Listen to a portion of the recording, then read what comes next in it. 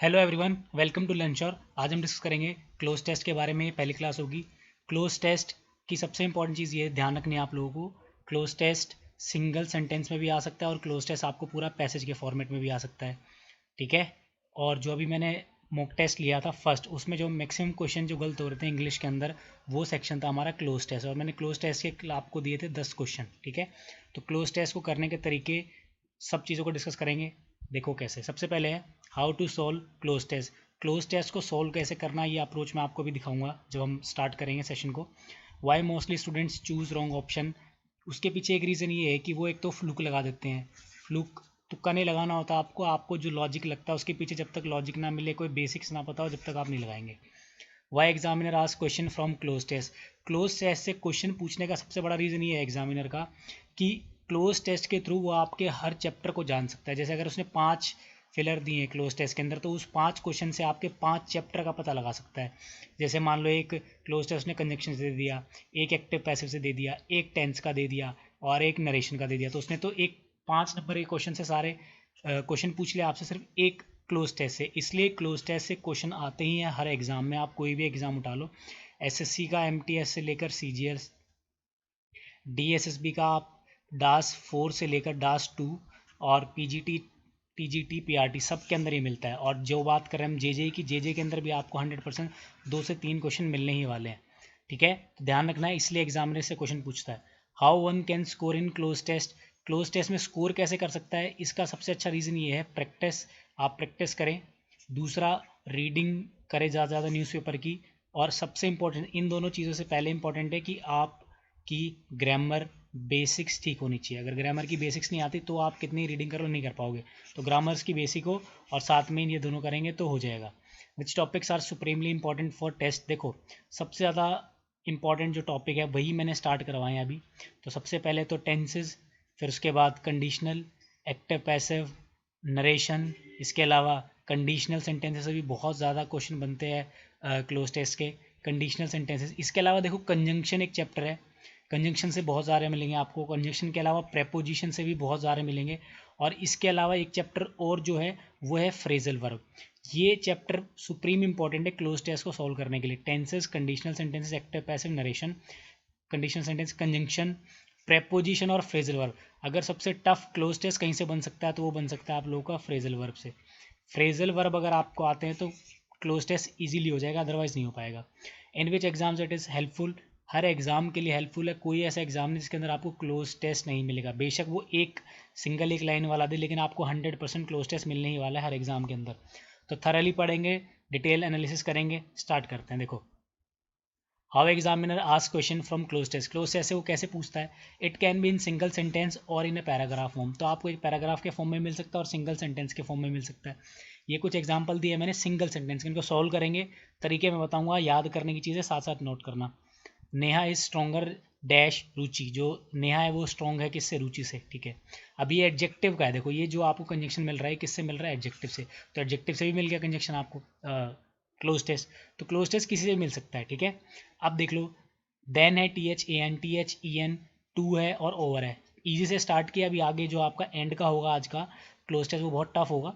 धीरे धीरे इंक्रीज करेंगे लेवल को। ठीक है। नेहा इज स्ट्रोंगर डैश रुचि। तो अब यहाँ पे कंपैरिजन हो रहा है। तो कंपैरिजन जब भी होता है, कंपैरिजन में हम लगाते हैं THEN कंपैरिजन के अंदर। ठीक है। सॉरी, THEN नहीं, THAN लगता है हमेशा कंपैरिजन के लिए। और THEN कब लगता है, जब आप ये बोलना चाहते हो तब या फिर उसके बाद। जैसे मैं बोलता हूँ I met John then Pankaj, पहले मैं जॉन से मिला फिर। तो देन THEN वाले का मतलब होता है बाद में, फिर, तब। ठीक है। कंपैरिजन में हम यूज़ करते हैं THAN के लिए। तो यहाँ पे फर्स्ट आंसर हो जाएगा नेहा इज स्ट्रॉन्गर, क्या हो जाएगा देन, ऑप्शन नंबर ए। टू हो सकता है, नहीं हो सकता। ओवर नहीं हो सकता। ओवर प्रेपोजिशन में डिस्कस करेंगे ओवर का क्या मतलब होता है, थोड़ा सा मैं बताता हूँ। एक होता है ऑन, एक होता है ओवर। ऑन यूज़ करते जब आप सरफेस के ऊपर होते हो, जैसे बिल्कुल टच हो, जैसे I am standing on the floor, तो मैं फ्लोर के ऊपर टच हूँ तो मैं ऑन लगाऊंगा। ठीक है। ओवर का मतलब जब फ्लोर से थोड़ा सा ऊपर हो। ठीक है। जैसे हम बोलेंगे bird flu over my house. मेरे घर से, जैसे मेरे घर की छत यहाँ है और छत से ऊपर से उड़ा तो थोड़ा सा ऊपर उड़ा, तो यहाँ पे हम लगा देंगे ओवर। तो ये भी ब्लैंक आ सकता है इस तरीके से, ध्यान रखना ऑन और ओवर में। देन का मैंने बता दिया, फिर तब, उसके बाद तब लगता है देन, और कंपैरिजन केस में हम लगाते हैं THAN, तो फर्स्ट का आंसर है THAN। टू क्यों नहीं लग सकता अभी मैं बताऊंगा आगे, देखो। नेक्स्ट क्लोज टेस्ट है dash playing well, India loss the match. अच्छा खेलने के बावजूद इंडिया मैच हार गई, ठीक है। अब कंजंक्शन से क्वेश्चन है, ये कंजंक्शन है आपके पास, डिस्पाइट, इंस्पाइट, ऑल दो, नन ऑफ दी अबव। देखो एक चीज़ ध्यान रखनी है, डिस्पाइट और इंस्पाइट दोनों का मतलब होता है बावजूद, ठीक है, दोनों का मतलब होता है बावजूद। तो अब ये बोला जा रहा है कि अच्छा खेलने के बावजूद इंडिया हार गई, ठीक है, तो क्या डिस्पाइट लगाएंगे, इंस्पाइट लगाएं? इजी क्वेश्चन है ये, हमेशा ध्यान रखना। अगर इंस्पाइट आता है यहाँ पे तो यहाँ पर ऑफ होता ऑप्शन में, तो ऑफ तो है नहीं, तो इसका मतलब ये नहीं आएगा, ठीक है। तो आंसर क्या हो जाएगा हमारा, डिस्पाइट। हमेशा ध्यान रखना, जहाँ जहाँ डिस्पाइट आ सकता है वहाँ वहाँ इंस्पाइट आएगा, लेकिन इंस्पाइट हमेशा क्या लेता है, ऑफ। तो इंस्पाइट और डिस्पाइट एक साथ आ सकते हैं, डिस्पाइट और इंस्पाइट ऑफ, तो ध्यान रखना ये कंजक्शन इनका मतलब होता है बावजूद, ठीक है। ऑल्दो का मतलब भी होता है, लेकिन आप यहाँ ले सकते हैं ऑल्दो प्लेइंग वेल, ठीक है, इंडिया लॉस द मैच, ठीक है, ध्यान रखना इसको, ऑल्दो नहीं आएगा ना नोट आएगा। The committee dash happy on the verdict, जो कमेटी थी वो खुश थी, वर्डिक्ट मतलब जो फैसला आया था उसके ऊपर। अब देखो कमेटी, एक चीज़ ध्यान रखनी है, नाउन से बन गया क्वेश्चन, तो जितने भी हमारे कलेक्टिव नाउन होते हैं, जैसे कि कमेटी एक कलेक्टिव नाउन है, इसकी स्पेलिंग बहुत इंपॉर्टेंट है। इसके अलावा जैसे कि हर्ड हो गया, ठीक है, और क्या, शोल हो गया, ठीक है, पैनल हो गया, जूरी हो गई, ठीक है, बंच हो गया, ग्रुप हो गया, ये सारे क्या होते हैं हमारे कलेक्टिव नाउन, ठीक है। अब कलेक्टिव नाउन तो होते हैं, लेकिन कलेक्टिव नाउन के साथ वर्ब कौन सी लगती है, तो ध्यान रखना कलेक्टिव नाउन के अंदर अगर यूनिटी होती है, अगर कलेक्टिव नाउन के अंदर यूनिटी मिलती है आपको, ये रूल लिख लेना साइड में, तो सिंगुलर लगता है, और अगर कलेक्टिव नाउन में यूनिटी ना हो तो लगता है प्लूरल, ठीक है। अब बात हो रही है यहाँ पे कमेटी, अब कमेटी के अंदर एक भी, दो बंदे भी हो सकते हैं, 10 भी हो सकते हैं, तो ये कलेक्टिव नाउन है। अब इसमें देख लो यूनिटी है तो सिंगुलर, यूनिटी नहीं तो प्लूरल, तो बोला जा रहा था committee dash happy on the verdict, verdict के ऊपर खुश थी। खुश का मतलब हो गया कि वो सब खुश थे, मान लो अगर 10 की कमेटी है जिसमें से मान लो 7 लोग खुश हैं और 3 लोग खुश नहीं है, लेकिन फाइनल आउटकम क्या आया कि वो खुश है, टोटलिटी में तो ये माना जाएगा कि वो सारे के सारे खुश माने जाएंगे, क्योंकि कमेटी का जो कंबाइंड डिसीजन आया वो एक साथ खुश हो के आया है, ठीक, खुश है वो, तो सिंगुलर जाएगा यहाँ पे क्योंकि यूनिटी दिख रही है। तो यहाँ पे ना तो वर आ सकता है, द कमेटी हैड हैप्पी तो सेंस ही नहीं बन रहा, द कमेटी हैज़ हैप्पी भी नहीं हो सकता, ऑप्शन नंबर बच गया A, the committee was happy on the verdict, done. Next, I prefer whisky to rum, या whisky over rum, whisky then rum, या विस्की THEN वाला रम। देखो बोला जा रहा है उसको विस्की ज़्यादा पसंद है रम की बजाय, ठीक है। ऊपर वाला जो क्वेश्चन था यहाँ तो हमने देन लगाया, तो एक चीज़ ध्यान रखना 99% केसेस में, कंपैरिजन के केस में हमेशा क्या लगता है, हमेशा लगता है THEN वाला देन, ठीक, ठीक है। लेकिन जब भी आपके सेंटेंस में प्रेफर आ जाए, बहुत इंपॉर्टेंट है, बहुत गलतियाँ हो जाती है, प्रेफर आ जाए तो प्रेफर के बाद हमेशा लगता है टू, तो आई प्रेफर विस्की टू रम, तो प्रेफर के साथ टू, और जनरल उसके साथ लगता है देन। तो ये 4 क्वेश्चन बेसिक से कराया भी है मैंने आपको, कंसेप्ट भी समझाया थोड़े थोड़े, तो ध्यान रखना है, इन चीज़ों को याद रखना है। अब एक तो तरीका हमने देखा कि इस तरीके से आएगा कि सिंगल सेंटेंस में आएगा, दूसरा तरीका है कि पूरे पैसेज के फॉर्म में आ जाए। पैसेज के फॉर्म में कैसे आएगा, जैसे मैंने एक एडिटोरियल लिया है न्यूज़पेपर से, पुराना है थोड़ा सा, जब शिवसेना और कांग्रेस मिलकर सरकार बना रही थी उस टाइम का न्यूज़पेपर का मैंने रखा है, ये आज का रखा है, ये 2 तारीख का, 2 जून का, ये आज का हिंदुस्तान टाइम्स में मैंने पढ़ा था, उसका मैंने डाला है, ठीक है। तो पढ़ते हैं, फॉर्मर मुंबई कांग्रेस है यहाँ पे, Congress president Sanjay Nirupam on Thursday, Thursday past हो गया, सैड कहा इट, इतना समझ में आ गई, पास्ट है, dash be a mistake if his party joins the Shiv Sena, अगर शिवसेना ज्वाइन करती है तो वह गलती होगी, ये मतलब आ रहा है, तो ऑप्शन देख लो। अब ये पूछा जाए तो किस चैप्टर से है, तो ये चैप्टर बनेगा आप लोगों का कंडीशनल सेंटेंस से गाइस। अगर आपने कंडीशनल सेंटेंस आपको आता है, ये क्वेश्चन आपका 100% ठीक हुआ, अगर आपको कंडीशनल सेंटेंस नहीं आता तो गलत हो जाएगा, सिंपल सा लॉजिक है। देखो, फॉर्मर मुंबई कांग्रेस प्रेसिडेंट संजय निरुपम ने कहा अगर कांग्रेस शिवसेना के साथ मिलती है तो वो गलती होगी, मिलती है, पास्ट की बात हो रही है, उन्होंने तो विल का होगा, लेकिन यहाँ पे विल का होगा वुड, क्योंकि हो जाती है, ठीक है, हो जाएगी गलती, वुड हैव नहीं आ सकता, वुड हैव आता तो प्लस वर्ब की थर्ड फॉर्म आती, यहाँ पर वर्ब की थर्ड फॉर्म नहीं है, शेल आएगा नहीं, विल भी नहीं आएगा, आंसर होएगा वुड। आ सकता था विल भी, लेकिन विल इसलिए नहीं आएगा क्योंकि पास्ट में उसने विल ही बोला हो, जब उन्होंने बोला होगा तो उन्होंने विल बोला होगा कि बहुत बड़ी गलती होगी। लेकिन जब एडिटर उसको प्रिंट कर रहा है तो संजय निरुपम ने तो विल बोला था, लेकिन जब हम उसको कहीं पर रिपोर्ट करते हैं तो विल का क्या हो जाता है, वुड। याद करिए, डायरेक्ट इनडायरेक्ट का मतलब यही होता है। डायरेक्ट इनडायरेक्ट इसलिए पढ़ाया जाता है और इसलिए मैंने बोला डायरेक्ट इनडायरेक्ट इंपॉर्टेंट चैप्टर है क्लोज टेस्ट सॉल्व करने के लिए। विल बोला संजय निरुपम ने जब इंटरव्यू दिया होगा, लेकिन वुड हम लिखेंगे यहाँ पर क्योंकि वो अब विल का वुड बताना पड़ेगा कि उन्होंने ऐसा बोला, तो क्या हो जाएगा यहाँ पे वुड। नेक्स्ट, ठीक है, हिज पार्टी ज्वाइंस, अगर ज्वाइन करती है द शिवसेना डैश गवर्नमेंट। अब देखो लीडिंग आईएनजी आ गया यहाँ पे, ठीक है।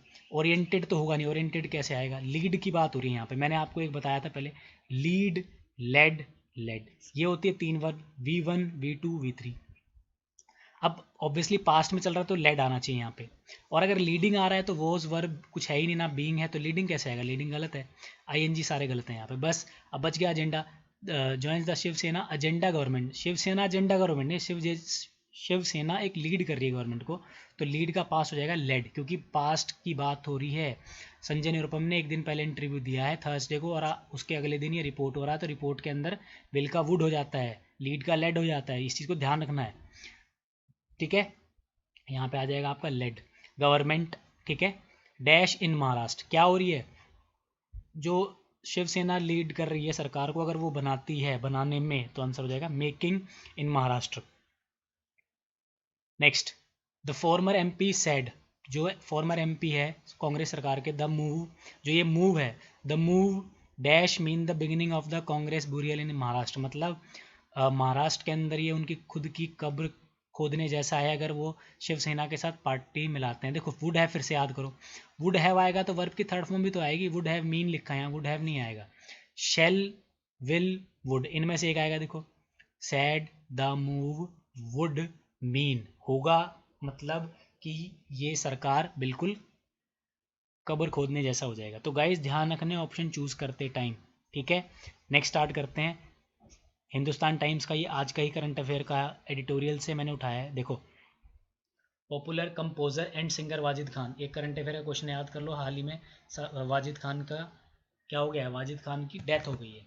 तो वाजिद खान की डेथ हो गई है, उसके ऊपर एक छोटा सा मैंने पढ़ाया, स्टोरी वाइज लिया मैंने। कई बार क्या होता है स्टोरी वाइज आता है, कई बार इंपॉर्टेंट कोई इंटेलेक्चुअल चीज़ पे आ जाता है, जैसे पॉलिटिक्स, पॉलिटिशियन पे तो बहुत आता रहता है। ये वाला ईजी है, ये उससे भी ईजी है, और लास्ट वाला थोड़ा सा ठीक होगा। तो popular composer and singer Wajid Khan, आप सबको पता वाजिद खान साजिद वाजिद की जोड़ी थी। Of the Sajid Wajid dash passed away, expire हो गए, पास्ड अवे फ्रेजल वर्ब, इसका मतलब होता है मरना। तो देखो साजिद वाजिद ग्रुप नहीं था, ग्रुप का मतलब होता है, कभी सुना आपने साजिद वाजिद ग्रुप, नहीं। साजिद वाजिद ब्रदर्स तो थे, लेकिन उनको टीम में बोला जाता साजिद वाजिद डुओ, कि वो दोनों दोनों का जो टीम थी दो बंदों की, डुओ बोलते हैं उसको। पास्ड अवे, ठीक है, डैश जून, 1 जून को। देखो अब ये इन ऑन एट कहाँ लगता है, इन कहाँ लगता है, ऑन कहाँ लगता है। देखो जब भी बात होती है मैं बोलूँगा मेरा जन्म नवंबर में, तो आई वॉज बोर्न इन नवंबर या ऑन नवंबर, इन नवंबर, ठीक है। और अगर मैं डेट बोलूँगा, आई वॉज, मान लो मैं बोल रहा हूँ 15 जनवरी को जन्म हुआ था, तो आई वॉज बोर्न ऑन 15 जनवरी, ठीक है। तो अब यहाँ देखो क्या लिखा हुआ है, यहाँ पे डेट लिख रखी है 1 जून, और डेट लिखी होती है तो हम क्या लगाएंगे, ऑन जून 1। याद रखना गाइस, अगर सिर्फ जून लिखा होता ना, सिर्फ मंथ, अगर सिर्फ मंथ्स होते जनवरी फरवरी मार्च, तो हम लगाते इन। लेकिन अगर डेट दे रखी हो आपको 1 जून, अब डेट दे रखी है इसलिए यहाँ पे क्या आ जाएगा आपका, ऑन आ जाएगा। ध्यान रखना इसको, ऑन June 1 मुंबई, आंसर हो जाएगा on. At the age of 42 में डेथ होगी उनकी। Wajid who dash with his brother, जो क्या थे, वर्कड, तो सेंस नहीं आ रहा, वर्कड हिज ब्रदर क्या होगा, along with, work with, had, his brother भी नहीं होगा। देखो सेंस आ ही नहीं रहा, सिर्फ एक सेंस दे रहा है, अलोंग विद, जो क्या थे, ब्रदर के साथ थे, along with his brother. Sajid, अब बात करते हैं साजिद, साजिद क्या है, ठीक है, साजिद आ गए यहाँ पे। हमेशा ध्यान रखना जब भी दो कोमे आते हैं, जैसे ये दो कोमे आ गए साजिद, ये एक्स्ट्रा पार्ट है इस सेंटेंस का, इसको हटा दोगे तब भी फर्क नहीं पड़ता, यहाँ से पढ़ लो कि who along with his brother, Sajid के साथ जो थे। अब क्या किया उन्होंने, बहुत सारे गाने कंपोज किए थे, डैश कंपोज्ड। अब यहाँ पे ऑलरेडी वर्ब की सेकंड फॉर्म है और यहाँ पे एक्टिव सेंटेंस चल रहा है, बात हो रही है किसकी, वाजिद की। देखो यहाँ पे लिखा है वाजिद, तो ये सेंटेंस एक्टिव उठेगा, तो वाजिद की बात हो रही है, वाजिद ने बहुत सारे गाने कंपोज किए थे। तो वाजिद के लिए आप क्या उठाओगे, क्या आप यहाँ पे हैज़ उठा सकते हो, हैज़ इसलिए नहीं उठा सकते क्योंकि उन्होंने पास्ट में कंपोज किया था। आगे लिखा हुआ है music for many films like Wanted, Dabangg, ये बहुत सारी फिल्में थी, तो इन फिल्मों के लिए कंपोज्ड किया था। तो यहाँ पे आएगा पास्ट, आंसर हो जाएगा यहाँ पे हैव नहीं होगा, हैज़ नहीं होगा, डन नहीं होगा, आंसर हो जाएगा आपका हैड। तो इस तरीके से लॉजिक के साथ करना है, लॉजिक लगाने हैं, जैसे मैंने यहाँ पे इन का दिया, ऑन का दिया, लीड लेड का दिया, कंडीशनल का रीज़न दिया, ठीक है। हमेशा सिस्टमेटिक और बेसिक्स पर ध्यान रख के आंसर लगाएंगे, ऐसे नहीं लगते आंसर, ठीक है। अब बात करते हैं रिपीटेडली जो एग्जाम के अंदर क्वेश्चन आते हैं, अगर आप ये सब अच्छे से नोट करके पढ़ लेंगे, इसमें से ही आपको 4 से 5 क्वेश्चन मिल जाएंगे आने वाले फ्यूचर के बहुत सारे एग्जाम्स में, ठीक है। स्टार्ट करते हैं। देखो पहला क्वेश्चन है, John as well as his friends dash nominated by the company. पहली चीज़ ध्यान रखनी है, नॉमिनेटेड बाय द कंपनी, ये पैसिव सेंटेंस है। कभी भी सेंटेंस देखो सबसे पहले देखो कि एक्टिव है कि पैसिव, ये पैसिव है, ठीक है, पहली चीज़। और पैसिव, पहली चीज़ पैसिव है। अब देखो जॉन एज वेल एज, इस एज वेल एज का क्या मतलब है, पहले अपना गैस करो आंसर सब। John as well as his friends, वो आएगा, वर आएगा, हेड आएगा, हैव आएगा, फिर मैं बताता हूँ। देखो एज वेल एज हो, अलोंग विद हो, टुगेदर विद हो, ठीक है। इस तरीके से जब आपको मिलते हैं वर्ड साथ में, जैसे यहाँ पे लिखा हुआ ना एज वेल एज, ये जुड़ा हुआ है यहाँ से, ठीक है। तो अब यहाँ पे देखो सब्जेक्ट जॉन भी है और इसके फ्रेंड्स भी है। अगर आप जॉन को लेके चलते हो तो सिंगुलर आना चाहिए, और फ्रेंड्स को लेके चलते हो कि तो प्लूरल आना चाहिए। अब डाउट यहाँ पे कि जॉन के हिसाब से वर्ब लगाएं कि फ्रेंड्स के हिसाब से, तो जब भी ऐसे वर्ड हो as well as, along with, together with भी आएगा, विद आएगा, ठीक है। इनके साथ आप हमेशा जो सब्जेक्ट लगाते हो वो हमेशा सब्जेक्ट लगता है, जो वर्ब लगती है लिख लो यहाँ पे, वर्ब ऑलवेज लिख देता हूँ यहाँ पे, अकॉर्डिंग टू फर्स्ट सब्जेक्ट। जो भी वर्ब लगेगी फर्स्ट सब्जेक्ट के अकॉर्डिंग लगेगी, तो फर्स्ट सब्जेक्ट क्या है मेरा, जॉन। जॉन है सिंगुलर, तो यहाँ सिंगुलर आएगा, एक चीज़ कन्फर्म होगी। अब आंसर फिल करते हैं, John as well as his friends. अब देखो वर कट गया क्योंकि प्लूरल है, हैव कट गया क्योंकि प्लूरल है, अब बच गया हैड और वोज। अब देखो John as well as his friends had nominated by the company, had अगर आता तो हैड के साथ क्या होना चाहिए था पैसिव के अंदर, बीन, बीन है इसके अंदर नहीं है, तो ये भी कट गया। ऑप्शन बच गया हमारा A, John as well as his friends was nominated by the company, ठीक है। क्या किया गया, नॉमिनेट किए गए। बहुत ही simple, option number first, easy था ये, लेकिन जिनके बेसिक्स क्लियर नहीं उनके लिए बहुत ज़्यादा टफ था। नेक्स्ट, आइदर टीम लीडर्स और टीम कैप्टन, या तो टीम के लीडर्स या टीम के कैप्टन। अब यहाँ पे टीम लीडर्स क्या है, प्लूरल है, कैप्टन क्या है, सिंगुलर, फिर से दो सब्जेक्ट है। अब वर्ब किसके अकॉर्डिंग लगाए, टीम लीडर्स के अकॉर्डिंग और कैप्टन के अकॉर्डिंग, हमेशा ध्यान रखना है, ये भी लिखना साथ में। अगर केस आपका हो आइदर और का, केस आपका हो नीदर या नोर का, केस आपका हो नॉट ओनली बट ऑल्सो का, अगर ये तीन केस हैं, इन तीन का याद करना है बस, अगर ये तीन केस हैं तो आप लिख लीजिए वर्ब ऑलवेज अकॉर्डिंग टू, जो भी हमारा नियरेस्ट सब्जेक्ट होगा उसके अकॉर्डिंग वर्ब लगेगी। तो यहाँ पे नियरेस्ट सब्जेक्ट है मेरा कैप्टन, और कैप्टन सिंगुलर है, तो या तो इज आएगा या सिर्फ इज ऑप्शन बच सकता है, आर नहीं आ सकता, प्लूरल हो गया, वर नहीं आ सकता, प्लूरल हो गया, नोटा का भी पता नहीं। तो आइदर टीम लीडर्स और team captain is practising in the stadium, active sentence है, इसके बाद आईएनजी आएगा, तो यहाँ पे आएगा हमारा इज, बिल्कुल ठीक है, ठीक है। और जिनको ये डाउट हो रहा है कि मैं इज क्यों लगा रहा हूँ, समझ रहे हो, ये आपको एक्टिव पैसिव के डाउट है, वहाँ से पढ़ सकते हैं, पूरा लेक्चर अपलोड है मेरा चैप्टर। इट, एक और प्रोनाउन का question, it is not I who dash responsible for this crime, वो मैं नहीं हूं जिसने ये क्राइम किया या उस क्राइम के लिए रिस्पॉन्सिबल है। गैस कीजिए, देखो इस चीज़ की तो मैं बता सकता हूँ 90% से भी ज़्यादा बच्चे इसको गलत करते हैं। रीज़न दे देता हूँ, आप पहले चूज़ कर लो, ठीक है। अब देखो it is not I who, generally इसमें पता है क्या बच्चे लगाएंगे, it is not I who is लगा देंगे, जो कि इज़ बिल्कुल गलत सेंटेंस आंसर होगा आप लोगों का। इट इज़ नॉट आई, ठीक है, आई के साथ एक बात हो, आई अगर आपका सब्जेक्ट है तो आई के साथ आप क्या इज लगा सकते हो, नहीं। क्या हैव लगा सकते हो, हाँ, आई के साथ हैव तो लग सकता है, इज नहीं लग सकता। और आई के साथ एम लग सकता है, बिल्कुल लग सकता है। अब देखो it is not I who is नहीं होगा, हु हैव भी नहीं होगा, तो it is I who M, जो है रिस्पॉन्सिबल, जैसे बोलते हैं ना आई एम नॉट रिस्पॉन्सिबल, तो यहाँ पर आई एम ही आएगा यहाँ पे, क्योंकि आई के साथ एम ही लगेगा। आप ये नहीं सकते it is not I who have have क्या होता है, हु हैव दिस कार होता तो हो जाता, लेकिन यहाँ पे रिस्पॉन्सिबल माना जा रहा है, यू आर रिस्पॉन्सिबल, यू के साथ आर, मैं रिस्पॉन्सिबल तो आई एम रिस्पॉन्सिबल, तो आई के साथ एम ही आएगा। गाइज बहुत मुश्किल था ये, ध्यान रखना प्रोनाउन का रिपीटेडली गलत होता है, इसलिए मैंने लिखा है यहाँ पे it is not I who am responsible for this crime होगा। Fourth, it is the same book, ये वही बुक है dash I was talking about, जिसके बारे में मैं बात कर रहा था।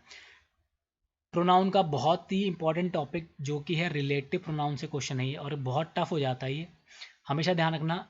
एक तो क्वेश्चन आता है आपका हु और हुम से, एक आता है दैट और विच से, ये चारों ही ऑप्शन मैंने दे रखे हैं। एक चीज़ ध्यान रख लो, हु और हुम आता है आपका लिविंग थिंग के साथ, ठीक है, लिविंग थिंग के साथ, और दैट और विच आता है नॉन लिविंग थिंग के साथ, ठीक है। बस दैट एक एक्सेप्शन है, दैट लिविंग थिंग के साथ भी आ सकता है, उसको हम पढ़ेंगे जब प्रोनाउन करेंगे, बट ध्यान रखना भी हु हुम जनरली लिविंग के साथ, that which non living thing के साथ। अब यहाँ पे लिखा हुआ है बुक, अब बात हो रही है बुक की, तो बुक बात हो रही है, तो बुक के लिए आप ना तो हुम लगा सकते हैं और ना ही हु लगा सकते हैं। क्लियर हो गया यहाँ पे ये चीज़, ठीक है। अब बात करते हैं दैट और विच में से, it is the same book that या फिर विच आई वॉज टॉकिंग अबाउट। अब कौन सी बुक है ये जिसके बारे में मैं बात कर रहा था, मतलब दैट और विच तो आ सकते हैं यहाँ पे, लेकिन दैट और विच में एक चीज़ और ध्यान रखने की है कि दैट वहाँ आता है जब क्या हुआ हमारा, ये थोड़ा सा टफ हो जाएगा लेकिन मैं समझा दूंगा।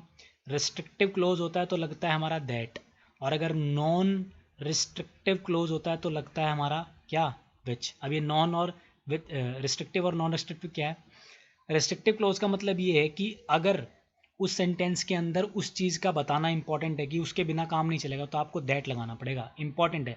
अब देखो यहाँ पे क्या मैं किस बुक की बात कर रहा हूँ, उसी बुक की, मतलब वो खास बुक है कोई, और खास बुक है तो रेस्ट्रिक्टिव लग गया कि आप किसके बारे में बता रहे हो, तो आपको बताना पड़ेगा उस ही, तो यहाँ पे क्या आएगा दैट, ठीक है। विच क्यों नहीं आ सकता, विच आता जब आप किसकी बात करते हैं, नॉन रेस्ट्रिक्टिव, जिसका होना ना होना इंपॉर्टेंट नहीं होता, जब उसकी बात करते हैं, ठीक है।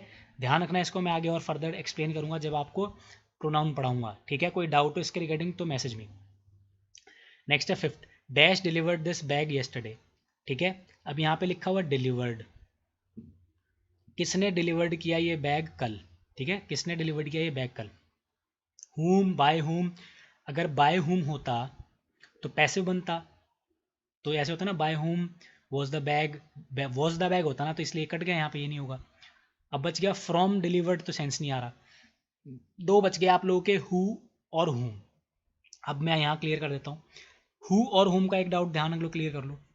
हु जब भी आएगा, हु के बाद जनरली 99% केसेस में आपको मिलेगी वर्ब, हुम जब भी आएगा, हुम के बाद आपको मिलेगा हमेशा प्रोनाउन। तो यहाँ पे क्या लिखा हुआ है, डिलीवर्ड, वर्ब है तो वर्ब से पहले एक सेकंड में लगा दो हु डिलीवर्ड दिस बैग, ठीक है। बहुत ही सिंपल, अगर ऑप्शन दे रखा हुआ है ऐसे और उसके बाद आपको वर्ब है तो आप लगाएंगे हु, अगर डैश दे रखा है उसके बाद प्रोनाउन है तो प्रोनाउन के बाद आप लगाएंगे हमेशा पहले होम, ध्यान रखिएगा, बहुत ही सिंपल। नेक्स्ट, देयर वर ओनली, मैं थोड़ा सा रब कर देता हूँ इसको, क्लियर हो जाएगा आप लोगों को। एक सेकेंड, ये लिख लिया होगा आपने, लिख लेना।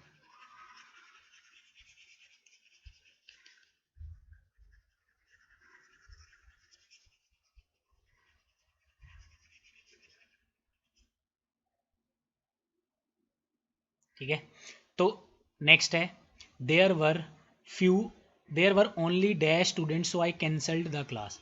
अब देखो अगर आपने क्लास कैंसिल कर दिया इसका मतलब बहुत ही कम बच्चे होंगे।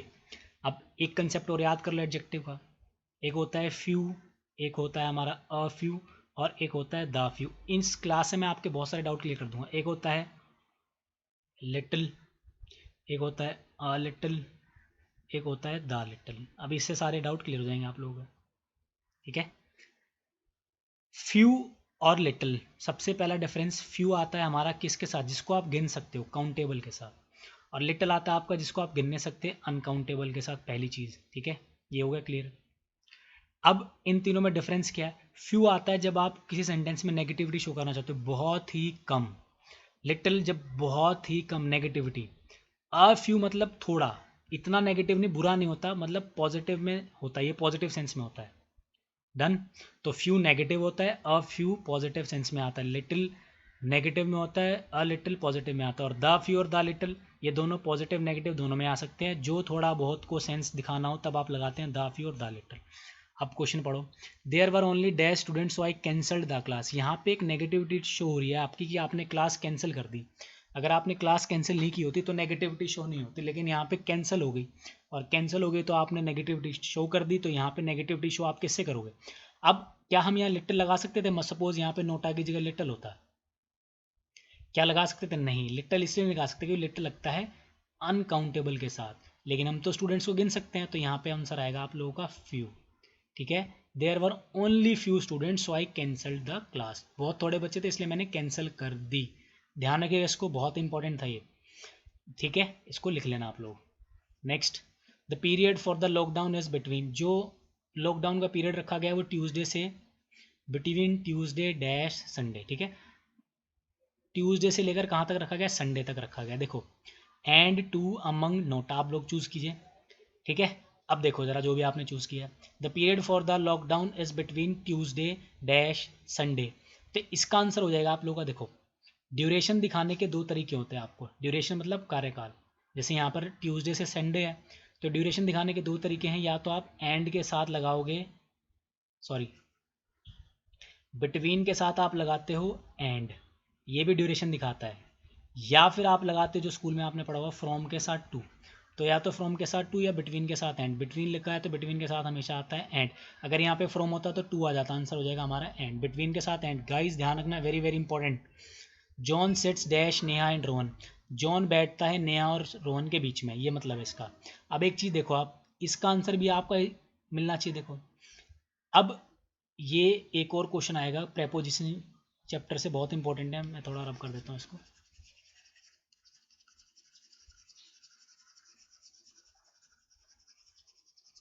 आपको गाइस जब मैंने स्क्रीन पे आ गए थे सारे क्वेश्चन, आपको पोज करके पहले खुद अटेम्प्ट करने हैं, फिर ये सारी एनालिसिस देखने हैं, ताकि आपको पता लगे कि आपके कितने गलत हैं। ठीक है, तो ध्यान रखना है। तो जॉन सिट्स, तो लिखा है John sits Neha and Rohan. John Neha और रोहन के बीच में बैठता है। ठीक है, तो देखो कंजंक्शन से हमने कुछ देखे, अब हम कुछ देखते हैं प्रेपोजिशन से।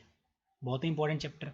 प्रेपोजिशन होते हैं, जैसे एक होता है हमारा प्रेपोजिशन, एक सेकेंड पेन ले लूँ मैं।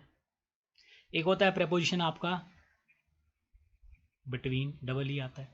एक होता है आपका अमंग, एक होता है आपका अमिड, और एक होता है अमंगस्ट। ये चार प्रेपोजिशन होते हैं हमारे। ठीक है, बिटवीन लगता है दो के लिए, अमंग लगता है दो से ज़्यादा के लिए, अमिड लगता है अनकाउंटेबल चीज़ों के लिए जिनको आप गिन नहीं सकते, जब अगर कोई अगर आ जाए तो आप लगाएंगे अमिड, और अमंग्स लगता है वोवल्स के साथ। ये तो तरीके रूल है। एक चीज़ और ध्यान रखनी है आप लोगों को, बिटवीन दो के साथ तो लगता ही है, इसकी एक एक्सेप्शन भी होती है, और वो एक्सेप्शन ये है कि अगर सेपरेटली सबका नाम दे दिया जाए तो बिटवीन दो से ज़्यादा के लिए भी लग सकता है। मैं एग्जांपल देता हूँ, जैसे मैं बोलूँगा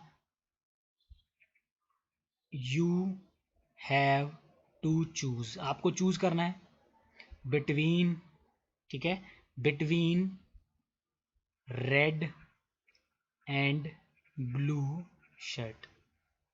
कितने यहाँ पे? You have to choose between, दो लगाया मैंने, रेड एंड ब्लू शर्ट। ठीक है, लेकिन अगर मैं ऐसे लिखूं यू हैव टू चूज, अब यहाँ पे डैश कर रहा हूँ, you have to choose dash red black and green shirt. तो यहाँ पर देखो रेड भी है, ब्लैक भी है, ग्रीन भी है, तो तीन हो गया। तो यहाँ पे अब अमंग नहीं आ जाएगा, यहाँ पर भी आप क्या लगाओगे? बिटवीन, क्योंकि दो से ज़्यादा के लिए बिटवीन लग सकता है जब आप सेपरेटली सबका नाम बता दो। तो मैंने रेड ब्लैक ग्रीन शर्ट सबका नाम बता दिया। लेकिन अगर मैं ऐसे बोल दूँ यू हैव टू चूज, बोल रहा हूँ क्लियर हो जाएगा, यू हैव टू चूज, ठीक है, you have to choose dash 10 shirts. अब आपको 10 शर्ट में चूज़ करना है, तो यहाँ पे बिटवीन कभी भी नहीं आ सकता, क्योंकि यहाँ पे डायरेक्ट 10 दे दी, और 10 अगर, लेकिन अगर 10 के नाम दे रखे होते तो बिटवीन भी आ सकता था, लेकिन यहाँ पे 10 कौन सी हमें नहीं पता, तब यहाँ पे क्या लगाना पड़ता है आपको? अमंग। तो ध्यान रखना, अमंग लगता है जब दो से ज़्यादा हो, बिटवीन लगता है दो के लिए, लेकिन अगर आप सेपरेटली सबको मैंशन कर दोगे तो दो से ज़्यादा के लिए भी बिटवीन लग सकता है। सुप्रीम इंपॉर्टेंट था ये। अब देखो जॉन बैठता है, अब दो किन के बीच में बैठ रहा है? नेहा और जॉन। रोहन, ऑब्वियस सी बात है दो हैं, तो बिटवीन आ जाएगा यहाँ पे आंसर। एक चीज़ और ध्यान रखनी है, बिटवीन के साथ हमेशा जुड़ता है आपका एंड। जैसे हमने पढ़ा था ना यहाँ पे फ्रॉम के साथ टू, और फ्रॉम के साथ टू पढ़ा था हमने, ठीक है, और बिटवीन के साथ एंड, वही वाला यहाँ पे ध्यान रखना आप लोगों को। Dash you work hard you can't achieve this goal, जब तक तुम मेहनत नहीं करोगे तब तक तुम अचीव नहीं करोगे अपना गोल। अब देखो अनटिल और अनलेस दोनों का मतलब होता है जब तक नहीं करोगे, ठीक है, जब तक नहीं होता इसका मतलब, ये दोनों के दोनों ही नेगेटिव होते हैं, इनके साथ कभी भी नोट नहीं लगता है, ये ध्यान रखना आपको। तो अनटिल और अनलेस, सपोज नहीं होगा, नोटा भी नहीं होगा, आंसर है अनटिल और अनलेस में से। तो डैश जब तक तुम नहीं करोगे, इसके अंदर एक कंडीशन दिख रही है, और कंडीशन के लिए हमेशा अनटिल अनलेस की चीज़ आ जाए, और अगर उसमें कोई कंडीशन दे रखी हो तो आप हमेशा लगाते हो अनलेस। कंडीशन में हमेशा अनलेस जाता है, अनटिल जाता है जब टाइम की बात होती है, तो यहाँ टाइम की बात नहीं हो रही, तो कंडीशन है तो कंडीशन के लिए हमेशा लगता है अनलेस, ध्यान रखना है। ही is so smart dash he can crack any exam, वो इतना स्मार्ट है कि कोई भी एग्जाम क्रैक कर सकता है। तो ही इज़ सो स्मार्ट, सो नहीं आएगा दोबारा, सो क्यों आएगा, सो के साथ हमेशा जुड़ता है, लिख देता हूँ यहाँ पे, सो के साथ हमेशा आप जोड़ते हो दैट, ध्यान करना। तो सो के साथ क्या लगाओगे, दैट, आंसर आएगा यहाँ पे that. He is so smart that he can, option number B. He ask me why dash join the centre, उसने मुझसे पूछा कि मैंने सेंटर क्यों ज्वाइन किया। ये क्वेश्चन जो है ये नरेशन का है, और अगर आपको नरेशन की क्वेश्चन वैरायटी आती है तो 1 सेकंड में आंसर कर जाओगे, अगर नहीं आती तो डाउट है, और इसलिए आपको 4 चैप्टर जो कराए वो करने ज़रूरी है। He asked me why dash join the centre, मैंने सेंटर क्यों ज्वाइन किया, ठीक है। ही आस्क मी वाई, यहाँ पे पहली चीज़ तो ज्वाइन नहीं आना चाहिए, ज्वाइंड आएगा, क्योंकि देखो नरेशन के अंदर जो बात होती है, जैसे आपने मुझसे पूछा, मैं और वो मैं किसी थर्ड पर्सन को बताऊंगा, तब हम नरेशन यूज़ करते हैं, और यहाँ पर नरेशन ही है कि उसने मुझसे पूछा था कि मैंने ये सेंटर क्यों ज्वाइन किया था, तो यहाँ पे आंसर आएगा ही आस्क मी वाई। अब हैड आई आएगा कि आई हैड आएगा, डज आई तो आएगा नहीं, डिड आई भी नहीं आएगा, ठीक है। तो आंसर आएगा ही आस्क मी वाई। हमेशा ध्यान रखना नरेशन के अंदर, क्वेश्चन की वैरायटी के अंदर, जब भी हम आस्क जैसे क्वेश्चन बनाते हैं तो हम कभी भी हैड आई नहीं लिखते, ठीक है, हम हमेशा लिखते हैं आई हैड, सब्जेक्ट फिर वर्ब, क्योंकि ऑलरेडी क्वेश्चन तो हमने आस्क के बना दिया, तो आंसर आएगा यहाँ पे why I had joined this centre. ध्यान रखिए इसको, कुछ और कर लेते हैं। He got married Lita last month, पिछले महीने वो लीता से शादी कर ली उसने, ठीक है। तो ही गॉट मैरिड, एक चीज़ ध्यान रखना, अगर कभी भी मैरिड आ जाए और मैरिड से पहले आपको गोट मिले तो आप हमेशा लगाते हो विद, याद रखना, इसको याद कर लो, सॉरी, हमेशा लगाते हो आप हमेशा टू, क्या लगेगा, he got married to Lita last month, done. Next है it is high time you dash grammar, ये आप सबके लिए भी सेंटेंस है कि समय आ गया आप ग्रामर पढ़ना है, क्योंकि एग्जाम कभी भी आ सकता है। आप लोगों ने सुना होगा एसएससी का सीजीएल का एसएससी के नोटिफिकेशन आगे, कैलेंडर आ गया, अपडेट हो गए, सितंबर अक्टूबर में एग्ज़ाम है बच्चों के, 3 महीने बाद एग्ज़ाम है। इसी तरीके से आप लोगों का दिल्ली का हाई कोर्ट का एग्ज़ाम भी जल्दी हो सकता है, तो ठीक है, tight your belt, start practice करना स्टार्ट कर दीजिए। It is high time you grammar, आपको ग्रामर पढ़नी स्टार्ट कर देनी चाहिए। एक चीज़ ध्यान रखना भाई, जब भी सेंटेंस आपका स्टार्ट हो इट इज़ टाइम से या इट इज़ हाई टाइम से, जब भी सेंटेंस इससे स्टार्ट होगा हमेशा उसके बाद आप लगाते हैं वर्ब की सेकंड फॉर्म, ये रूल है और याद करना इसको। इट इज़ हाई टाइम, इसका मतलब वर्ब की सेकंड फॉर्म आएगी, तो it is high time you studied, सुनने में ऑकवर्ड लगेगा बट कंसेप्ट और क्लैरिटी के साथ सेंटेंस यही सही होगा। It is high time you studied grammar. 14th, he pretended as he dash sleeping, वो ऐसे व्यवहार कर रहा था या दिखा रहा था अपने आप को जैसे कि वो सो रहा है, मतलब शो कर रहा था लेकिन वो था नहीं वैसा। तो ऐसी कोई चीज़ जब आप होते नहीं और वो करके दिखाते हो हमेशा आप लगाते हो वर। हाइपोथेटिकल कोई भी केस हो, हाइपोथेटिकल केस में आप हमेशा लगाते हो वर। जैसे मैं बोलूँगा कि अगर मैं नरेंद्र मोदी होता क्या मैं बन सकता हूँ, नहीं बन सकता, तो मैं बोलूँगा इफ़ आई वर आएगा गाइस, हाइपोथेटिकल केस में were. If I were Narendra Modi, क्या करता मैं, I would make good laws, मैं बहुत अच्छे नियम बनाता, ठीक है, याद ध्यान रखना आप लोगों को।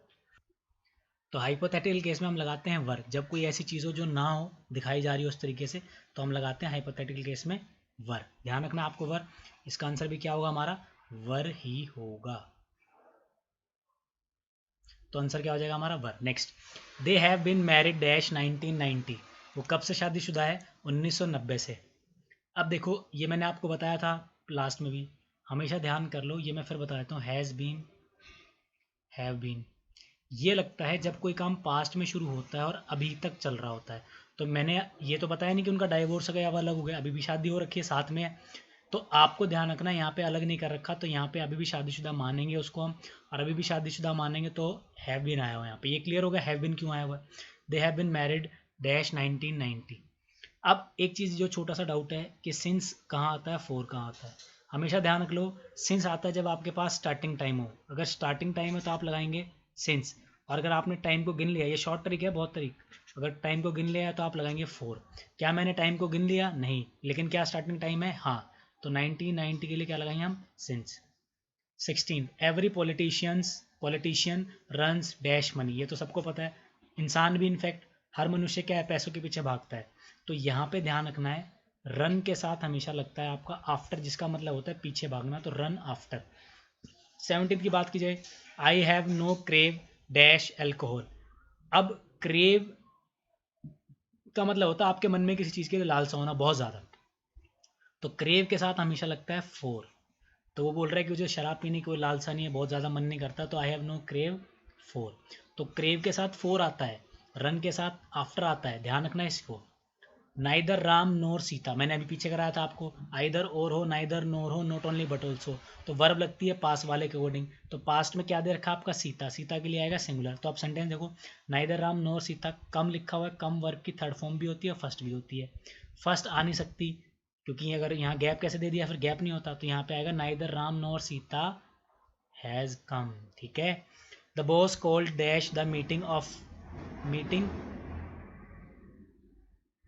The boss meeting of manager. ठीक है, हाँ, मैनेजर्स की जो मीटिंग थी उसको क्या किया मैनेजर, उसने मैनेजर्स की जो मीटिंग थी उसको क्या किया बॉस ने, उसको बॉस ने क्या कर दिया? कैंसिल कर दिया। ठीक है, और कैंसिल कर दिया इसलिए हमें क्या लगाना पड़ेगा यहाँ पे? कॉल। देखो, अब ये क्वेश्चन आया हुआ है आपका फ्रेजल वर्ब से, तो कॉल फॉर, ठीक है, एक होता है कॉल ऑफ, तो कॉल ऑफ का मतलब होता है कैंसिल करना। इस तरीके से कॉल ऑफ फॉर भी होता है, ठीक है, कॉल ऑन भी हो सकता है, बहुत सारे होते हैं, इसको मैं फ्रेजल वर्ब में क्लियर कराऊंगा। बस मेरा यहाँ बताने का तरीका ये है कि फ्रेजल वर्ब से भी क्वेश्चन आ सकते हैं जहाँ पे दोनों साथ आते हैं। तो कोल्ड के साथ आता है हमेशा double O F, call off, call off. और कॉल ऑफ का मतलब क्या होता है? कैंसिल करना, याद कर लो इसको, कॉल ऑफ। इसी तरीके से एक और होता है पुट ऑफ, पुट ऑफ का मतलब क्या होता है? पोस्टपोन करना, मतलब आगे के लिए स्थगित कर देना।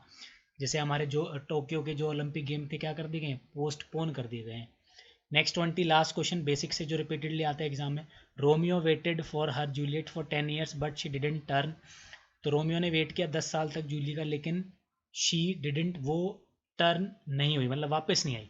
तो अब देखो, टर्न बैक, रिटर्नड, अब टर्न रिटर्नड क्या होता है, तो सेंस ही नहीं आ रहा। टर्न बैक सुनने में तो हो सकता है सही लग रहा हो आपको, टर्न ओवर और टर्न अप, याद कर लीजिएगा इस, टर्न अप का मतलब होता है वापस ना, वापस, तो टर्न अप हो जाएगा इसका आंसर, ऑप्शन नंबर डी। तो ये फ्रेजल वर्ब से टफ होते हैं क्वेश्चन, अगर क्लोज टेस्ट में फ्रेजल वर्ब डाल दी जाए टफ, तो बहुत मुश्किल हो सकता है सबके लिए। लेकिन चीज़ें बताया तो आपको, जे के एग्जाम में इतने टफ नहीं आएंगे, बेसिक्स आएंगे जो मैंने करा दिए आपको, इनमें से बहुत सारे मिल जाने चाहिए क्वेश्चन। ठीक है, आगे करते हैं। अब लास्ट है हमारा जो कि सबसे इंपॉर्टेंट है, न्यूज़ एडिटोरियल से लिया मैंने, और पूरा का पूरा एक 10 क्वेश्चन का मैंने पूरा क्लोज टेस्ट उठाया है। हाईली इंपॉर्टेंट है, हर ऑप्शन के पीछे एक रीज़न होगा, लॉजिक होगा, आपको उस लॉजिक को फॉलो करके ही लगाना है, तुक्के नहीं मारने, तुक्के लगाने से आंसर नहीं आएगा इसका कभी भी।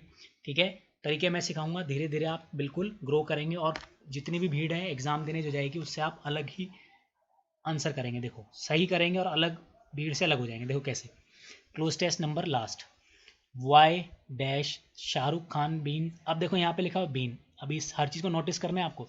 Y does Shahrukh Khan been, तो यहाँ पे लिखा हुआ है बीन, ठीक है, वाई डज शाहरुख खान, ठीक है, लिखा हुआ why does Shahrukh Khan been silent about the violence at Jamia Millia university में, जो आपकी जो हमारे यहाँ जो अभी आपने पढ़ा होगा, दिल्ली के अंदर दंगे हुए थे, वायलेंस हुआ था मतलब, तो जामिया मिलिया यूनिवर्सिटी पर जो वायलेंस हुआ था उसके ऊपर शाहरुख खान क्यों चुप हैं।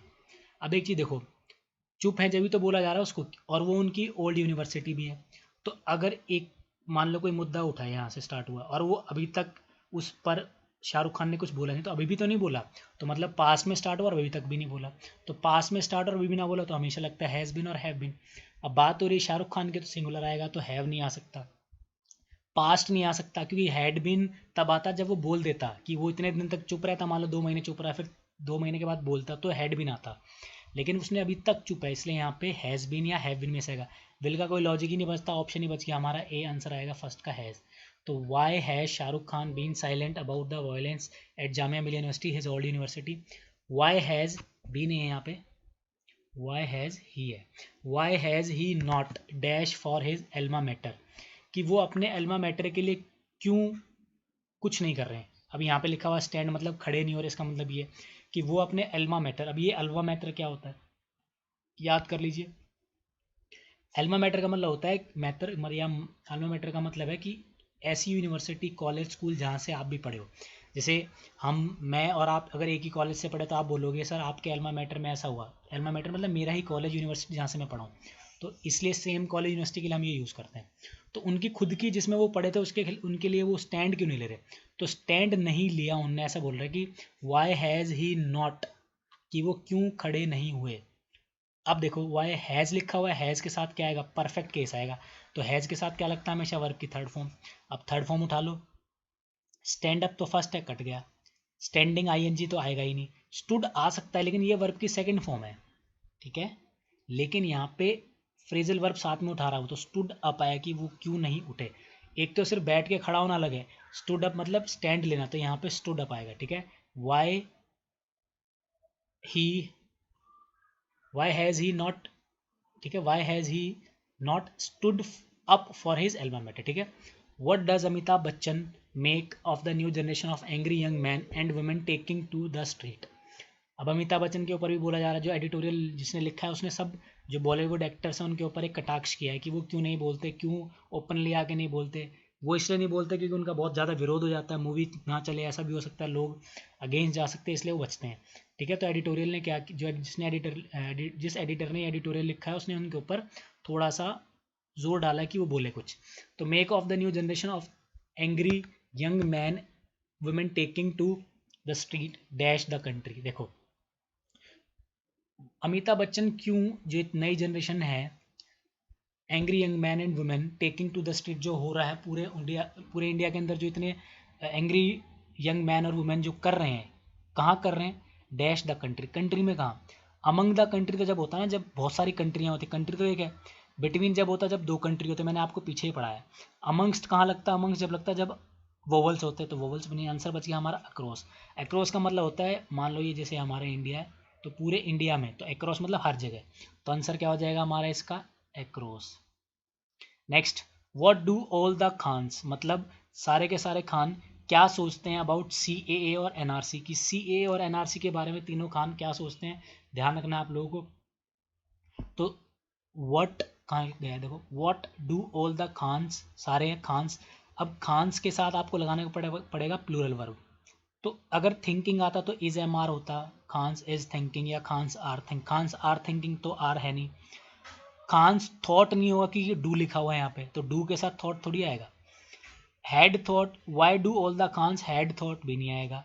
आंसर बच गया हमारा थिंक, कि वो ये जानना चाहता है कि आखिर वो सोचते क्या हैं, प्रेजेंट के लिए पूछ रहा है कि वो आखिर वो सोचते क्या, बताए तो सही। तो यहाँ पे आएगा why do all the Khans, answer हो जाएगा हमारा थिंक, क्या सोचते हैं about CAA and NRC। As protest, जितने सारे प्रोटेस्ट हो रहे हैं, स्प्रेड अक्रॉस, देखो अक्रॉस फिर से आ गया, इससे भी हिंट हो सकता है, across the country. The silence of the big guns, मतलब बड़े बड़े लोगों का जो साइलेंट होना बॉलीवुड से, has been the subject of much debate, ये एक मुद्दा का, बहस का कारण हो सकता है, हैज़ बीन, ठीक है, सॉरी रहा है हमेशा, हैज़ बीन मतलब बॉलीवुड के लिए ये मुद्दा हमेशा रहा है लोगों के लिए, कि बॉलीवुड वाले क्यों नहीं बोलते इन बातों पर। But all this breast beating is pointless, ये सब बातें व्यर्थ की हैं, देखो फ्रेजल वर्ब है, they are Bollywood star, if we mistake them for Lord stars, it is, ये आउट नहीं है, it is our problem, conscience of the nation, ये हमारी समस्या है, किन की, जो कॉन्शियस मतलब जो सचेत है, जो अलर्ट है, जो नॉलेज स्किलफुल बनते हैं, जो सोचते हैं, कौन, पर्सन्स, क्या आएगा यहाँ पे, ऑप्शन नंबर डी, पर्सन्स लिख देता हूँ, जो समझदार और conscious person of the nation उनकी जिम्मेदारी है। Champion of the underdog are just roles they some time play. और जो ये चैंपियन और ये सब हीरो के रोल जो प्ले करते हैं वो सिर्फ स्क्रीन पे करते हैं, एक्चुअल में ये उस तरीके से नहीं होते। ऑफ स्क्रीन एवरीवन नोस, और ऑफ स्क्रीन सब जानते हैं। सीक्रेट टू सक्सेस, सब जानते हैं इनकी सफलता का कारण। लॉन्गेविटी मतलब लंबे समय तक कैसे रहते हैं, क्योंकि ये किसी के अगेंस्ट बोलते नहीं है। Been not rocking the boat. Journalist Rashid Kidwai, जो एक राशिद किदवई नाम के जर्नलिस्ट है, रोट अबाउट, उन्होंने अमिताभ बच्चन के बारे में लिखा। And it has served him well, और ये बात उनके ऊपर बिल्कुल लागू होती है। वंस बच्चन, एक बार बच्चन को वॉज डैश करा गया। देखो वॉज क्वेश्चन नंबर है हमारा 6, कौन पर्सन, हाँ 6। Once Bachchan was asked, told, raised, saying. देखो अब एक जर्नलिस्ट बता रहा हूँ, जर्नलिस्ट ने क्वेश्चन पूछा होगा और पूछने के लिए हम लगाते हैं आस्क, तो क्या बताएगा, वंस बच्चन वॉज आस्क, उनसे पूछा गया था, टोल्ड नहीं आएगा, रेज्ड नहीं आएगा, सेइंग नहीं आएगा। आस्क व्हाट ही, कि वो क्या सोचते हैं, व्हाट ही थिंक बोला होगा वहाँ पे, तो यहाँ पे आएगा थॉट। व्हाट ही थॉट, कि वो क्या सोचते हैं, ऑफ महाराष्ट्र बीफ बैन, जो महाराष्ट्र में बीन हुआ उनके बारे में वो क्या सोचते हैं। तो उन्होंने रिप्लाई किया, he replied, is there law, कोई नियम है क्या, is there a law that's been pass, कोई नियम पास हुआ है क्या। when he learned that indeed there was, he replied, I am vegetarian। जवाब देने के लिए बोला कि मैं वेजिटेरियन हूँ। A variation of what is called the, Nirmala Sitharaman ने भी इसी तरीके से जवाब दिया। अब बात करते हैं नाउ इट्स रजनीकांत। एक बार रजनीकांत से ही पूछा गया, टर्न आई उनकी, जो कि क्या कर रहे थे, क्वेश्चन नंबर 8 की बात करते हैं, जो क्या करते हैं, एज, बिकॉज, हाउएवर, नॉर्दलेस। तो now it's Rajinikanth turns as he promoted, बिल्कुल आएगा, जैसे ही या जब वो प्रमोट कर रहे थे अपनी फिल्म को जिसका नाम था दरबार। ही वॉज आस्क्ड, देखो यहाँ पर वही लिखा हुआ है, अगर आप थोड़ा लॉजिक समझते हैं तो देखो यहाँ पर वॉज आस्क्ड है, हमने ऊपर अमिताभ बच्चन के साथ भी वॉज आस्क्ड ही लिखा था, ठीक है। कहाँ गया क्वेश्चन, ये रहा, आस्क्ड लिखा ना, वॉज आस्क, क्वेश्चन नंबर है 6, तो यहाँ पर वॉज और यहाँ आंसर क्या लगाया था हमने, आस्क। तो ऐसे लॉजिक लगा के ध्यान रखना है। He was asked about police attacking student protester, क्योंकि पैसिव है इसलिए वॉज के बाद ईडी आया, नहीं तो आईएनजी आता। पुलिस अटैकिंग स्टूडेंट प्रोटेस्टर, ठीक है। ही डैश इट सेइंग, तब उन्होंने क्या बोला, ही 9th, he dash it saying it wasn't the right platform, उन्होंने बोला कि अच्छा समय नहीं है, मतलब मूविंग, रिटर्न, इवेडिंग, डॉज। अब यहाँ पे अगर आईएनजी होती तो आईएनजी के से पहले इजेमार होता, तो ही के साथ इजेमार नहीं है ना, तो वोज वगैरह, तो आईएनजी नहीं आ सकता ना, ये आ सकता। तो वो क्या करा, वो बच के निकल गया, और बच के निकलने के लिए हम बोलते हैं डॉज। डॉज मतलब होता है बच के निकलने का पैतरा, याद कर लेना। तो डॉज किया उन्होंने, बच के निकलने की कोशिश करी, ये बोलकर कि ये हमारा सही प्लेटफॉर्म नहीं है ये चीज़ बातें करने का, ठीक है। इंसिडेंटली रजनीकांत, उसके बाद इंसिडेंटली, देखो कितनी बड़ी विरोधाभास है, कॉन्सिडेंट की बात है कि रजनीकांत क्या करेंगे, एक पुलिस वाले का रोल प्ले करेंगे आने वाली फिल्म में। तो मतलब कितनी अजीब बात है कि जो व्यक्ति पुलिस और हीरो का रोल प्ले कर रहा है वो एक इंसिडेंट पर बात भी नहीं कर पा रहा, बचने की कोशिश करता है। तो ये कटाक्ष भरा एक एडिटोरियल था जो कि किसी एडिटर ने लिखा था, बहुत ही इंपॉर्टेंट है, न्यूज़पेपर से लिया है मैंने, हाईली इंपॉर्टेंट। प्रैक्टिस कीजिएगा, समझने की कोशिश कीजिएगा, हर लॉजिक लगाने से पहले एक लॉजिक लगेगा, जो भी अगर आप ऑप्शन चूज़ करेंगे उसके पीछे एक लॉजिक होगा, ऐसे नहीं लगा सकते आप कुछ भी, हर ऑप्शन को ध्यान से चूज़ करना है, टिक करना है, ठीक है। तो गाइज़ ये थी क्लोज टेस्ट की पहली वीडियो, जो कि क्योंकि मैंने मॉक टेस्ट में देखा बच्चे प्रॉब्लम फेस कर रहे थे इसलिए बनाई। तो thank you for participating in the close test class. The founder, आपको पता ही मेरा नाम। और लर्न श्योर पेज पे आप एफबी पे जाकर पेज को लाइक कीजिए, वहाँ पर मैं पीडीएफ ज़रूर भेजूँगा, जो भी मैं मॉक टेस्ट, क्लोज टेस्ट में कोई भी जैसे एडिटोरियल रखता हूँ न्यूज़पेपर से, वो न्यूज़पेपर का स्क्रीनशॉट शेयर करूँगा, सो दैट आप और कॉन्फिडेंट फील करें पढ़ के उसको। एफबी के पेज को लाइक कीजिए, यूट्यूब पे बिल्कुल आप लोग हैं जुड़ें, शेयर करें, सब्सक्राइब करें। Thank you guys.